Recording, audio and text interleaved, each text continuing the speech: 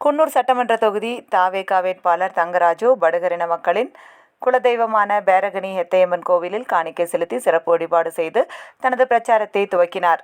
படுகரின மக்கள் வாழும் கிராமங்களுக்கு சென்று பெரியவர்களிடம் ஆசீர்வாதம் பெற்று படுகர் மொழி பேசி வாக்கு சேகரித்தார்.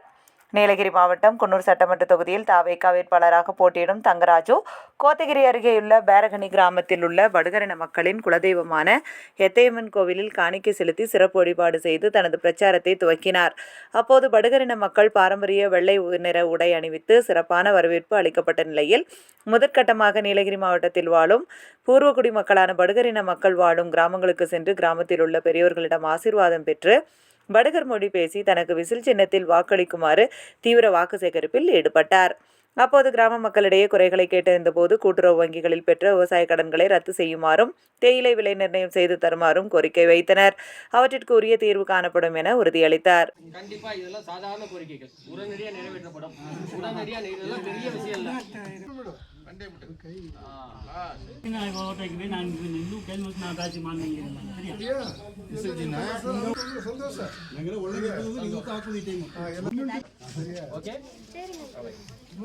ஹெத்தையம்மன் கோயில் கோத்தகிரியில்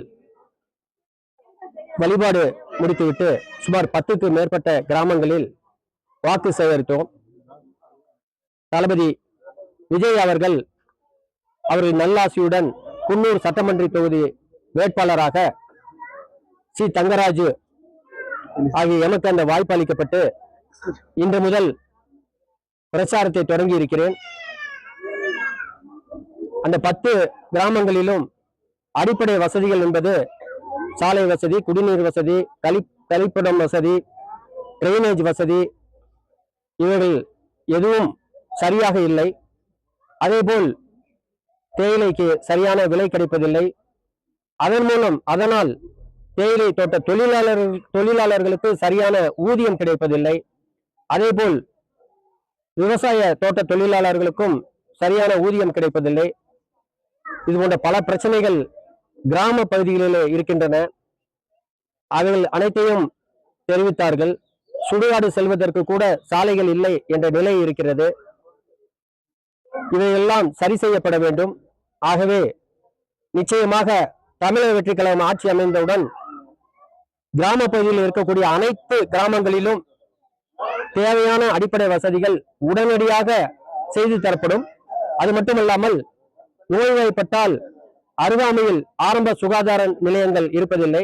ஆகவே ஆரம்ப சுகாதார நிலையங்களின் எண்ணிக்கையை அதிகப்படுத்தி அதில் மருத்துவர்கள், செவிலியர்கள் மற்றும் மருந்துகள் இருக்குமாறு ஏற்பாடு செய்து நிச்சயமாக மக்களின் வாழ்க்கைக்கு, நல்வாழ்க்கைக்கு தாவேகா ஆட்சி, தலைவர் விஜய் அவர்களின் ஆட்சி உறுதி செய்யப்படும்.